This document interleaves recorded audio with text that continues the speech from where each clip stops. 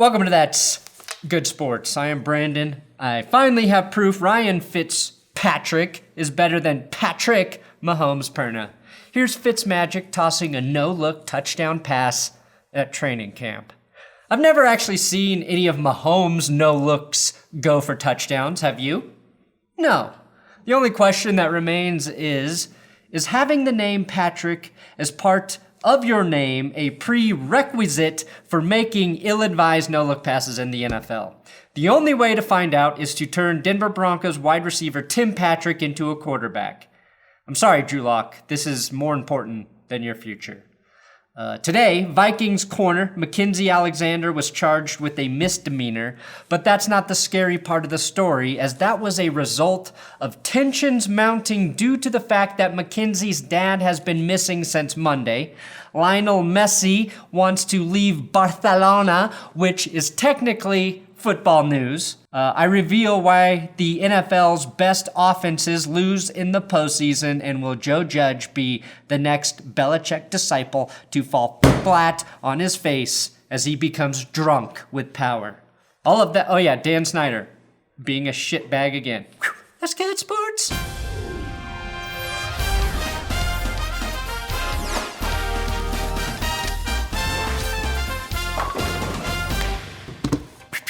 Please subscribe to this YouTube channel for near daily NFL news updates. I do have big dick Patreon shoutouts for new patrons. I wish you were nicer to Case Keenum. Sincerely, a Vikings fan. Hey, we are pretty nice to Case. 3 Wolf Pack. Micah can't hold his liquor and has to beg his girlfriend to drive him around. Get help. P.S. He's also terrible at fantasy football. Seth Ferguson. Blue Ridge Mountain Plumbing is now at $157, the best plumbing in Central Virginia. Divine and Lion Fins. Patreon.com/ThatsGoodSports. That's where you can support this channel. It is how I make a living here on YouTube. So thank you guys so much. Thank you.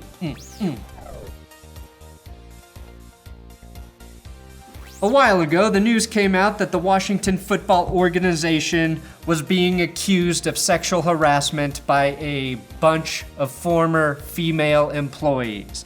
And at that time, Dan Snyder was not accused in any of those situations. But now Dan Snyder has been accused of sexual harassment and having the video team secretly tape behind the scenes footage of the cheerleader photo shoots for his viewing pleasure or some bullshit. I don't want to get too much into this Washington stuff because we have all known Dan Snyder sucks and that he needs to be ousted. And if the NFL doesn't do something after these allegations come out, I don't know what the hell Dan Snyder has on the rest of the NFL that allows him to keep functioning as the owner of that dumpster fire of an organization.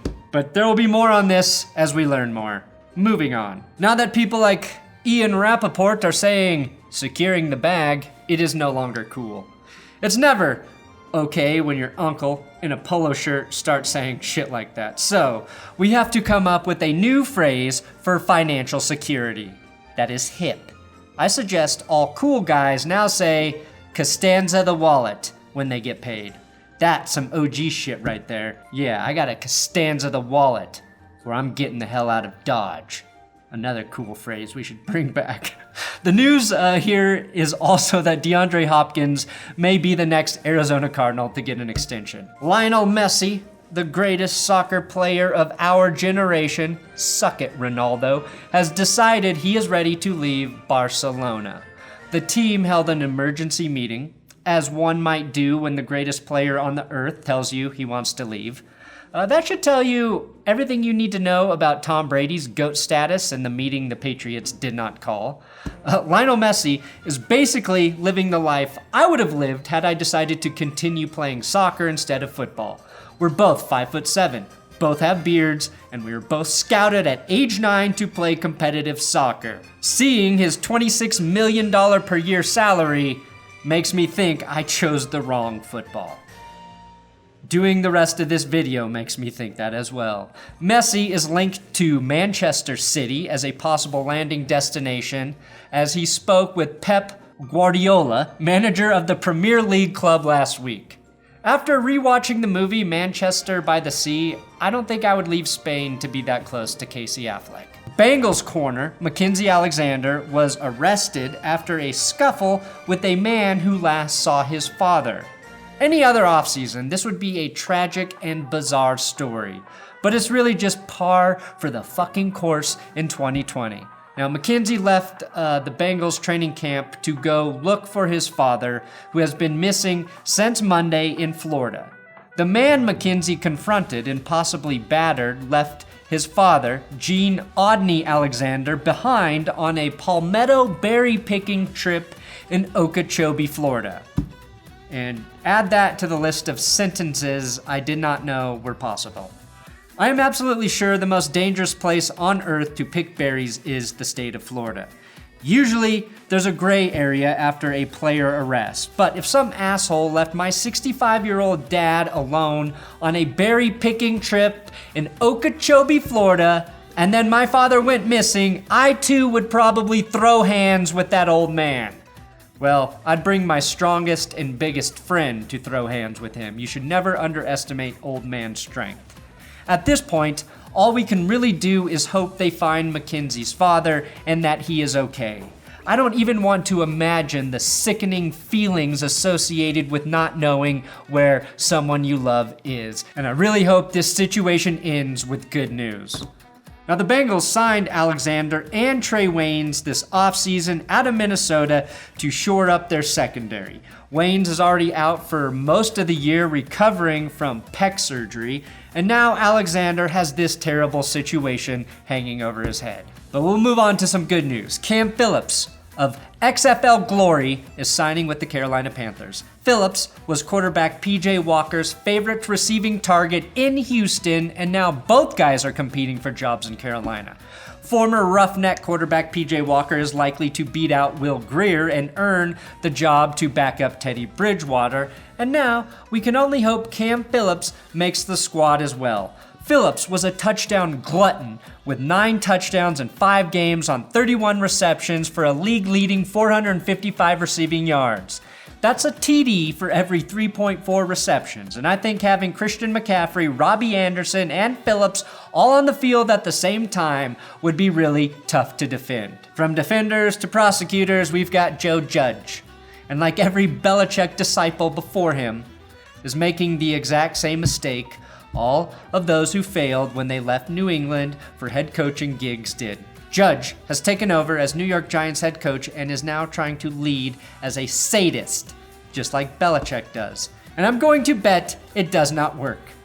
It's not working for Matt Patricia or Bill O'Brien. It did not work for Josh McDaniels, Eric Mangini, and Romeo Crennel. The first weird thing Judge did, though, was make his players run laps for mistakes at practice. But I'm not going to knock him for that. The worst outcome there is that your dumbest players are in really good cardiovascular condition. But now, he's literally bringing Belichick's bondage into practice, taping and bounding tennis balls to the palms of his defensive backs in an attempt to train them to never hold. Judge says defensive holding penalties are unacceptable, which leads me to believe the Giants' secondary will be the worst in the NFL. Call me crazy, but every great corner just learns to disguise their holds. And if your corners are more fearful of a penalty than giving up a holds-free touchdown, it's not going to work. Now, even with the tennis balls thing, I thought Joe Judge was only borderline nuts. Until I saw the craziest thing he said, and that was him publicly considering taking the red jersey off of Daniel Jones and letting him take some hits during padded practice. At least that was how the headline from around the NFL was delivered, but Ian Rappaport came in to clarify that they were just going to hit Daniel Jones a little bit with pads. That does sound a lot more reasonable and a better way to make sure Colt McCoy isn't your starting quarterback this season. Maybe Jones will fumble less than last season. Not hard, considering he put the ball on the ground something like 250 times in 12 starts. But if I'm Joe Judge, I'm literally hot gluing one of those squeeze grips to Daniel Jones' hands until he starts breaking other people's hands when he shakes them like Adrian Peterson. Even the fact that we bought this headline goes to show how much of a lunatic we already think Joe Judge is. And I truly appreciate that about him. We need a wild card at head coach every once in a while. And I think Joe Judge is ready to carry the torch that Jim Harbaugh left when he went to Michigan. Joe Judge is the type of guy who doesn't understand why he can't find the movie Roadhouse in the documentary category on Netflix. Now, the only part of that tennis ball thing that I really like is that Adam from over at 5 Points Vids tweeted this out. My dick would get so much tennis ball burn. It's funny because he's talking about trying to masturbate with tennis balls taped to his hands. And normally, when you masturbate, you do not have tennis balls on your hands. That's why it's so funny, Adam. Usually, you just watch women's tennis to get you in the mood. Eugenie Bouchard? Oh, Eugenie, just smack me in the face with that tennis racket. Just smack me with that thing. I have no idea why women's tennis is not the highest rated sport. And in case you were wondering, here is a graphic displaying the highest scoring offenses of all time posted by the Orange and Brew podcast. Of the top 20 highest scoring offenses in NFL history, 15 of those have occurred since the year 1998. 4 of those seasons were sharted out by the Patriots, and not once did the Patriots win a Super Bowl when they had one of the highest scoring offenses of all time. So, for all of you jackasses who want to try and throw that Peyton Manning, what did he do when eviscerating the league in 2013 with an average of 37.9 points per game into my face because the Broncos didn't win the Super Bowl? You can eat doggy doo-doo because it has happened to almost all of those offenses.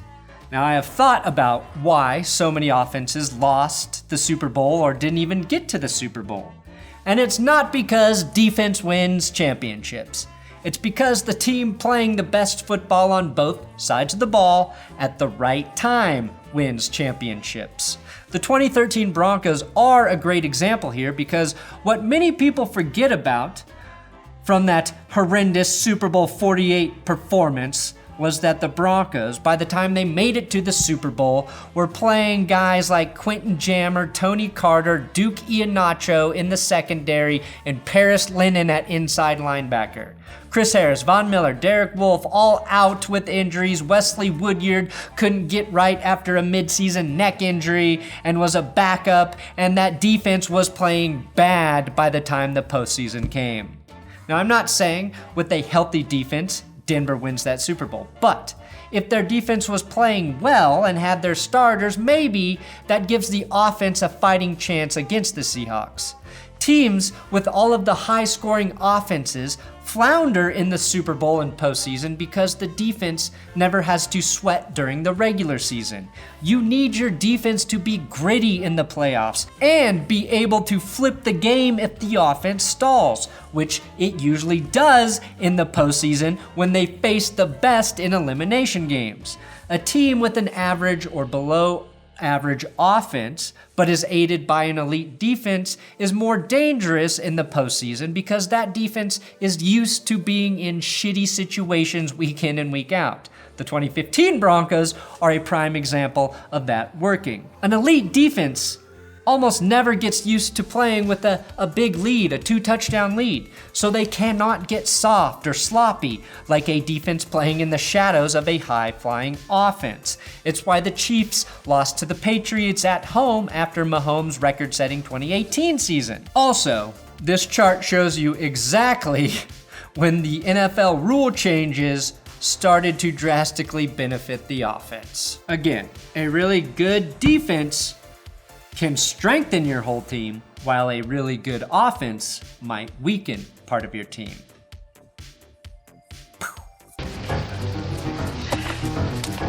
Thanks for watching another episode of That's Good Sports. Please subscribe here on YouTube. I'm on Twitter. I'm on Instagram at Brandon Perna if you want to follow me at those places. And my kid's coming next week, coming into the world, so I may be taking a week off or so.